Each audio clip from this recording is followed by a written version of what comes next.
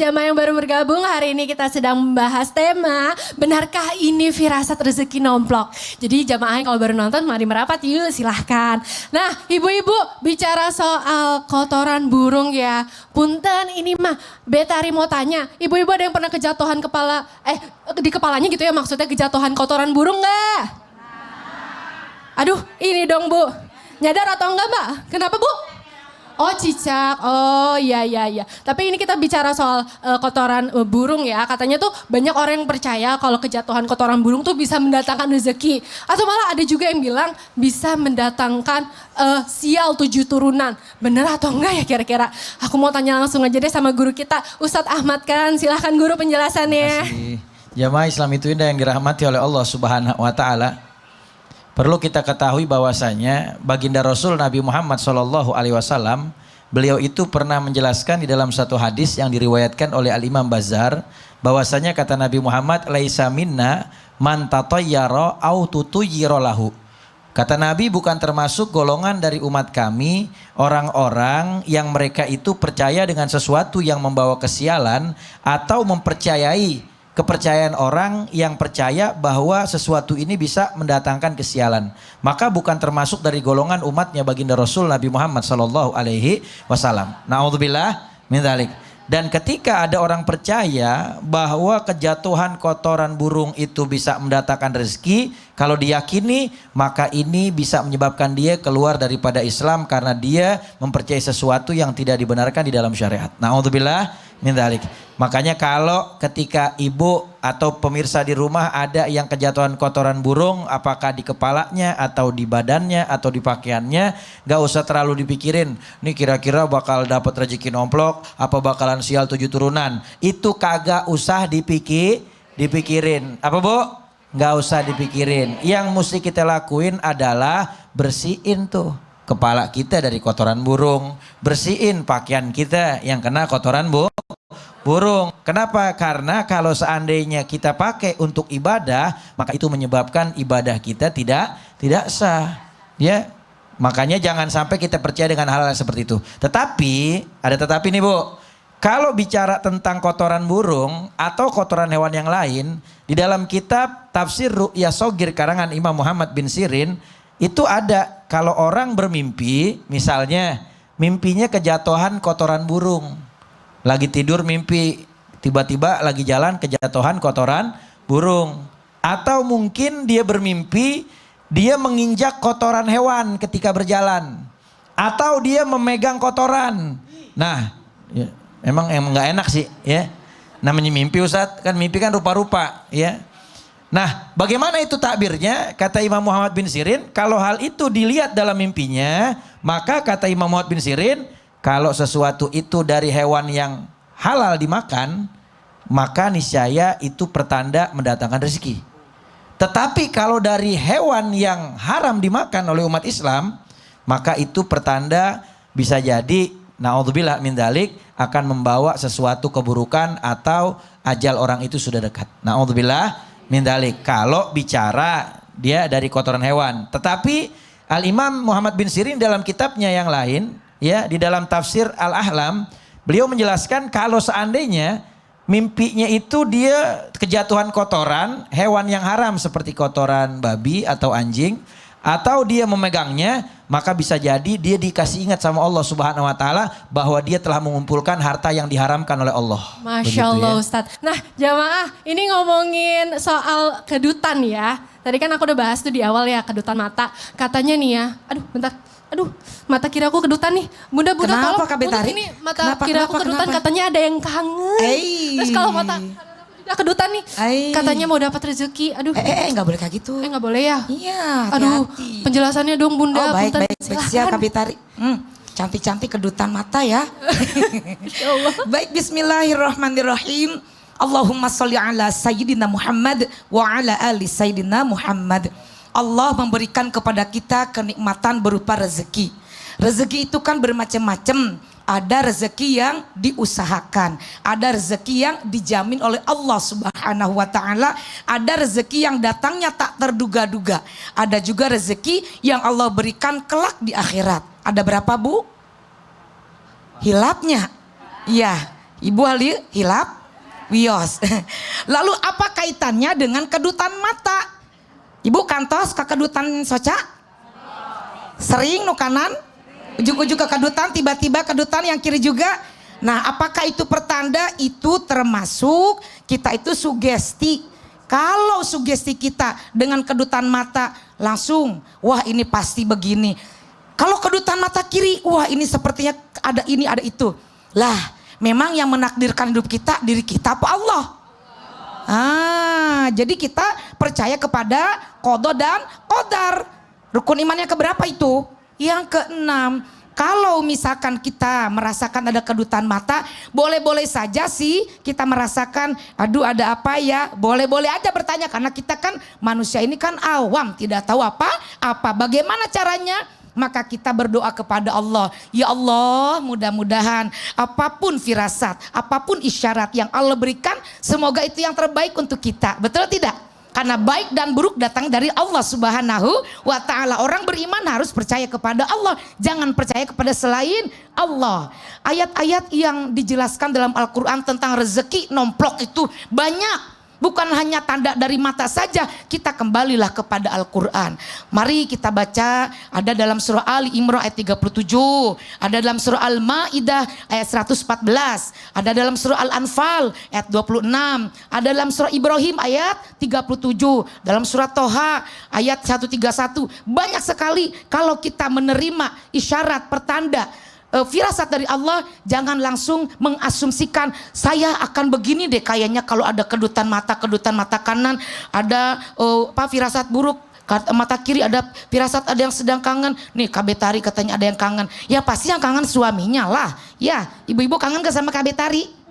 Kangen ya, makanya kita tergantung sugesti kita. Kalau kita terlalu mempercayai akan firasat yang belum tentu kebenarannya, lebih baik kita itu mengaji, lihat kandungan Al-Quran atau istighfar. Karena rezeki datang dari Allah, bukan dari firasat saja, betul apa tidak? Tapi kalau kita hanya sekedar, kayaknya sih orang bilang seperti ini, sekedar untuk pengetahuan sih boleh-boleh aja. Tapi asal jangan diyakini bahwa akan terjadi. Begitu penjelasannya Masya Kak Betari. Allah, jadi kedutan tuh kayaknya mungkin harus cari tahu juga ya. Iya. Mungkin nanya ke dokter atau Betul, ke apa dokter ya. bisa Mungkin, jadi iya. karena kurang tidur. Bisa urat jadi. syarafnya Atau nanti terlalu banyak lihat layar handphone gitu ya. bisa Masya jadi. Allah. Terima kasih Bunda penjelasan. Tepuk tangan untuk Sama-sama, Bunda, Kak Betari. Ibu-ibu. Nah, Masya Allah. Ada satu lagi nih, ini perihal nasi. Masak nasi. Katanya nih ya, kalau misalkan masak nasi, terus sorenya udah basi nih, katanya itu pertanda mau dapat rezeki nomplok. Atau juga ada yang bilang, katanya itu pertanda keluarga kita mau kena musibah. Gimana nih ya, bener atau enggak ya? Aku mau tanya sama Ustadz Maulana dong, punten. Ya siap. Nah, bener atau enggak kira-kira? Bener enggak? Silakan guru penjelasannya. Ya baik. Izin Bunda dan Ustaz Ahmad Khan. Masya Allah tabarakallah, makasih banyak kepada jamaah Islam itu dari dimanapun berada yang lagi nonton. Sama-sama keluarga saling tersenyum-senyum. Berkaitan tentang nasi. Nasi itu ada 5. Ada 5. Nasi yang tumpah-tumpah ketika dimasak. Tumpah-menumpah airnya padahal udah ukurannya udah jelas. Udah biasa kok tumpah ya. Itu satu. Yang kedua, nasinya cepat basi. 3, nasinya nggak masang mateng. 4, menemukan ada nasi yang 1 biji nggak mateng-mateng. Yang lainnya mateng tapi dia nggak mateng. Ada satu lagi yang masih berupa butiran padi. Nah itu, ada 5. Nah dari sini kita bisa belajar bahwa prasangka-prasangka ini harus dialirkan dibawa pada prasangka yang baik. Karena fenomena-fenomena itu yang terjadi, 1, jikalau nasinya ndak mateng-mateng, ndak masak-masak, itu bisa berakibat 1, kalau buat dirinya, mohon maaf, mungkin karena keteledoran, karena tidak diklik. Ya nggak mateng lah, dicolok tapi tidak diklik. Ustadz masak begitu ya? Pernah. Ya nggak mateng-mateng lah. Kalau betul-betul sudah dimasak tapi buat untuk hajatan tapi tidak matang-matang, kemungkinan itu ada kiriman sihir. orang yang iri kepadanya. Itu. Mohon maaf tanpa menggurui. Bagaimana dengan nasi basi? Apakah ini pertanda apa? Pertanda kita akan dapat rezeki untuk bisa berbagi kepada makhluk Allah yang lain. Jangan Anda makan, tapi bagikan kepada makhluk Allah, tapi jangan juga dibuang. Itu pertanda kita harus berbagi rezeki. Karena jangan juga mubazir. Mohon maaf, jangan mubazir. Karena ketika orang mubazir akan berteman dengan setan. Innamal mubazir ihwanut sayatin. Hati-hati. Mau nggak bersaudara sama setan, Bu? Nggak mau. Nah, kalau begini, Ustadz, gimana kalau nasinya udah dimasak, tiba-tiba sore langsung basi? Itu pertanda harus memperbaiki cara masaknya. Lebih banyak belajar. Jadi rezeki ilmu dapat, rezeki pengalaman dapat, dan langsung bisa berbagi. Jadi mohon maaf, sesuatu yang, maaf ya, kita juga tidak bisa salahkan orang-orang dulu kita, betul tidak? Prasangka bahwa ada yang bisa jadi itu adalah sesuatu yang terbaik buat kita. Untuk bisa jadi pembelajaran, bisa jadi pengalaman, bisa jadi ilmu, dan bisa untuk bisa berbagi. Kalau kita bisa berbagi kan enak, betul tidak? Karena ada kejadian pernah ditayangkan di PT di Islam Tindak, ada yang lagi hajatan masak-masak nggak masak-masak dia. Ada juga kasihan tiba-tiba cepat basi nasinya, padahal dipermalukan. Jadi justru pelajaran buat kita, Ya, pengalaman buat pelajaran. kita untuk Ya. supaya lebih banyak berbagi. Berbagi. Ya, kepada sesama Jadi kalau hidup. cepat basi itu pertanda berarti kita harus berbagi kepada makhluk Allah. hidup. Masya Allah, terima kasih Ustaz malam penjelasannya. Nah, jamaah yang di rumah, ini aku udah ngeliat nih dari tadi ibu-ibu tuh kayak ekspresi mau bertanya gitu, kayak udah mau ngacung-ngacung gitu. Ya udahlah, kita langsung masuk aja kalau gitu ke segmen Tanya Dong Ustadz. Kami semua tanya dong Ustaz. Hayo ibu-ibu, siapa yang mau tanya? Hayo saha deui. Ayo siapa? Ayo. Nah, Ibu deh, ayo sini Bu, merapat Bu. Sini silahkan pertanyaannya apa Bu? Mangga. Bismillahirrahmanirrahim. Assalamualaikum warahmatullahi taala wabarakatuh. Waalaikumsalam warahmatullahi wabarakatuh. Nama saya Ibu Yanti dari Masjid Jamaah Nurul Iman Bandung. Silahkan Ibu pertanyaannya. Ya, ini saya mau tanya Ke Ustadz Ahmad Khan. Ya, Ya, boleh ke silakan. Ini katanya kalau tangan gatal katanya akan dapat rezeki nomplok.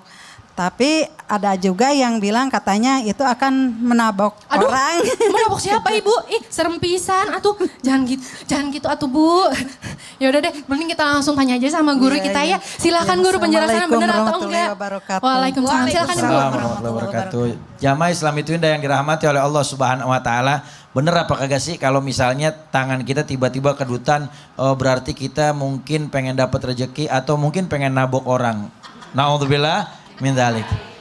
Hadirin yang dirahmati oleh Allah Subhanahu wa taala, perlu kita ketahui bahwasanya sekali lagi saya pertegas, seseorang mukmin itu memang memiliki firasat.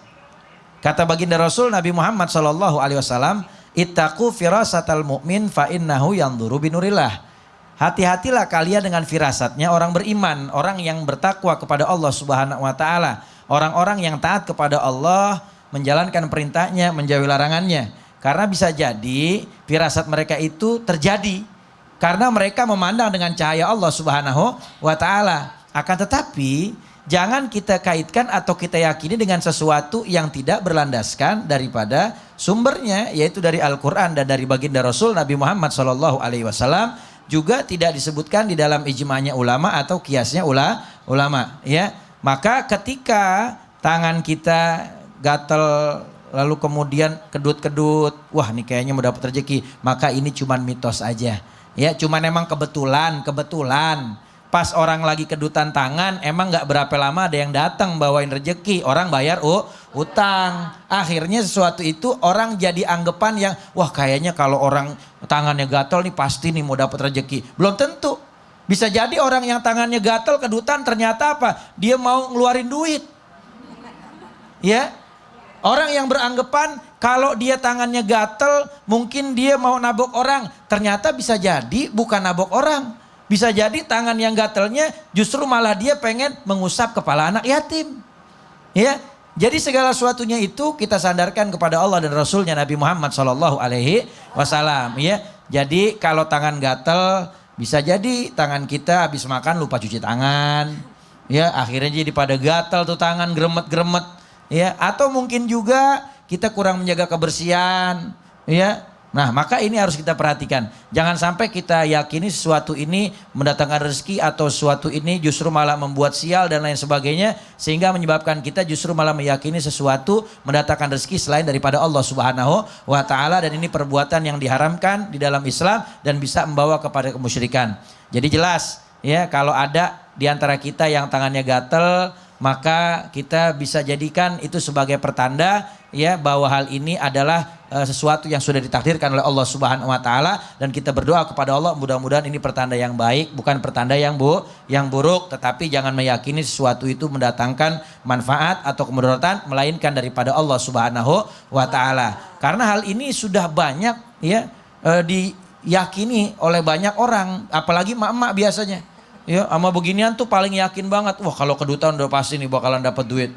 Ya, padahal ternyata bisa jadi malah mau ngebuang duit. Masya Ya Bu ya. Allah. Begitu. Ya kan biasanya nih ibu-ibu juga kadang suka ngeliat dari sosial media. Makanya Iya. kita percaya gitu. Padahal Makanya sebenarnya nggak boleh ya Ustadz betul, ya. kalau misalnya kita belum paham banget tanya sama guru. Lebih baik tanya ya. sama guru Betul. gitu, lebih baik. Terima kasih Ustadz penjelasannya.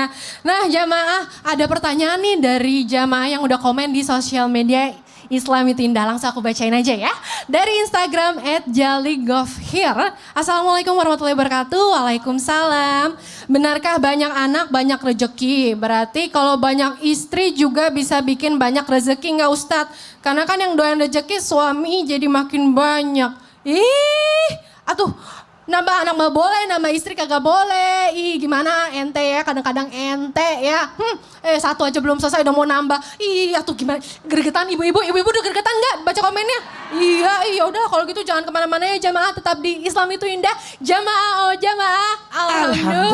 Alhamdulillah. Gergetan pisan ya ibu-ibu ya. Kumaha ya.